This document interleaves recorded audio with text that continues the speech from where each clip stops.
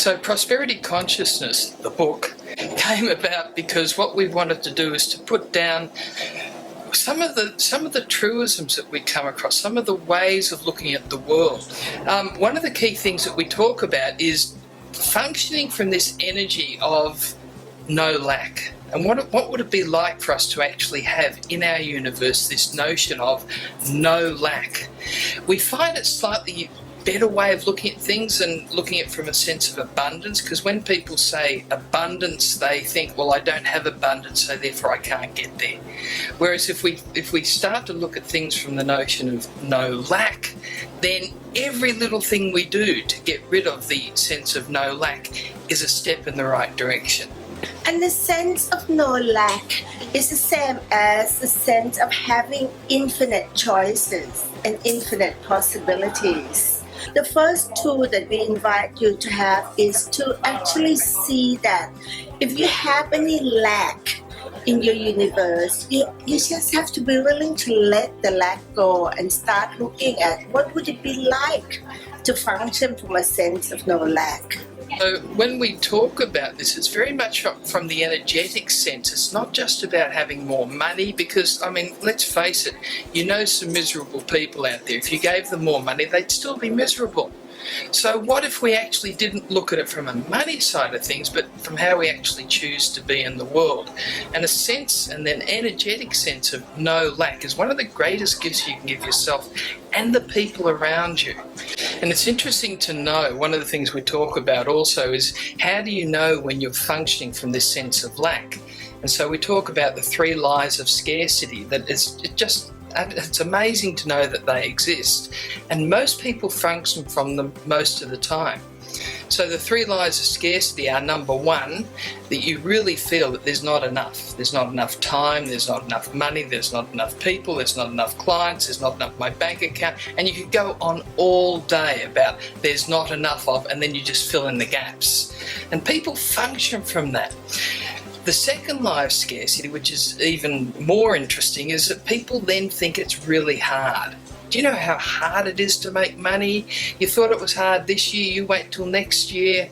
The government's doing all this stuff to us. Gee, that makes life hard. Business is tough, all that sort of stuff.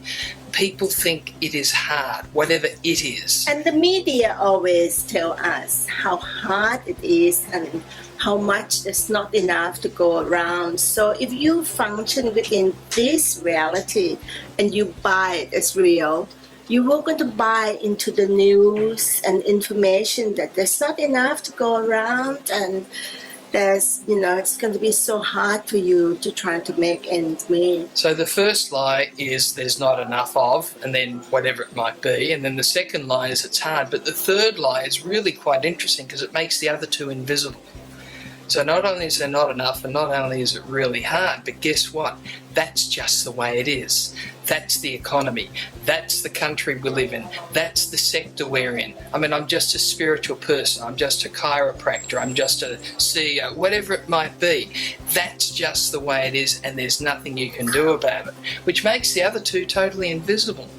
So what we invite people to do is just to recognise when they slip into any one of those 3 lies, or as is more common, all 3 of them at once, because we all do it. With those 3 lies, then what you find yourself getting into is a way of looking at the world. Because if you believe that there's not enough out there, if you believe it's hard, and if you believe there's nothing you can do about it, then what happens?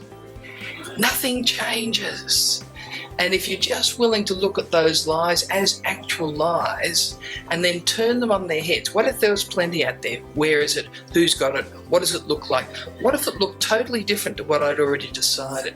And what if it was actually easy? Because you know the difference between easy and hard is just a point of view. And if you think it's hard, you'll prove it. If you think it's easy, you'll prove it. So you may as well make it easy, just a point of view. And then how do we want it to be? Let's understand what the restrictions are, but work around them, not be constrained by them, not be limited by them. And it's that point of view that is what makes really good businesses, really good lives, and makes things so much easier for everyone, yourself included, if you don't buy into those lies. So if we look at the notion of prosperity consciousness is all about willing to be that energy of no lack in anything. If you ever sense a feel of lack of whatever it might be, then just say, hang on a second, I know that this is not real. But we buy into it and then we act accordingly. If you know it's not real, then you start to look at things very differently. And it's not just about being optimistic. It's not just about being Pollyannish, half glass full. It is about looking at the world in a very different space.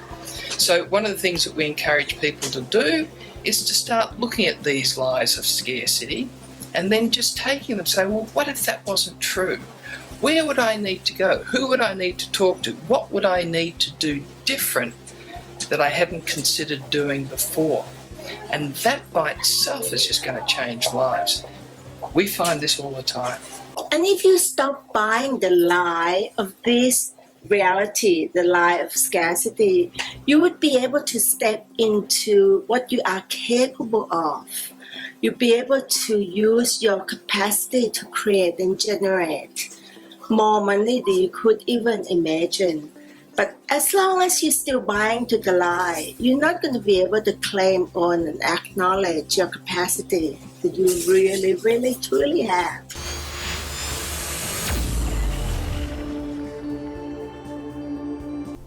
So if you like this video, don't forget to like it and also press the subscribe button so that you can be alerted to all the new ones that are coming out that explore some of these things in much more detail. And they need to click the bell too, Steve. Oh, click the bell. Because just subscribe alone, they're not going to be alerted. Don't forget the bell. Yes, don't forget the bell.